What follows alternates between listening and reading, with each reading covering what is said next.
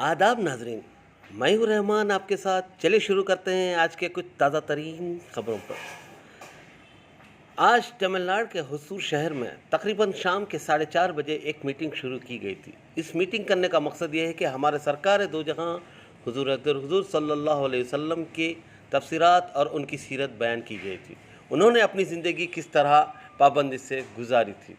इस मीटिंग में हदीस मस्जिद के मुतल्ली सैयद शफीउल्लाह, जामिया मस्जिद के मुतल्ली एहसान, हज़रत रफ़ीक जमा और उज़ैर मौजूद थे और कांग्रेस के एक्स एमएलए गोपीनाथ और डीएमके के तमाम मेंबरात मौजूद थे। चलिए जानते हैं इसकी एक रिपोर्ट।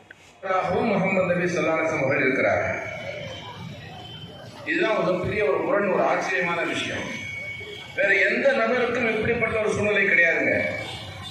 ஒரு பக்கம் குறை கூறப்படுகிறார், இன்னொரு பக்கம் பெரும்பான்மை கிட்டத்தட்ட 100-120 கோடி மக்களால் நேசிக்கப்படுகிறார், பிரியம் வைக்கப்படுகிறார்.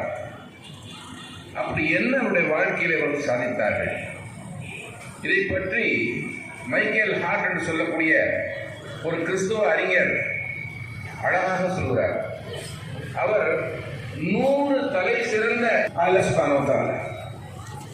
చూడండి, ఆయనకు గొప్పతనాన్ని లిఖించడానికి, ఆయన మాటలు రాయడానికి ప్రపంచంలో ఉన్నటువంటి చెట్లన్నింటినీ కళాలకు చెక్కి సప్త సముద్రాలలో ఉన్నటువంటి నీటినంతటిని సిరాగా మార్చి ఆయన మాటలు రాయడం ప్రారంభిస్తే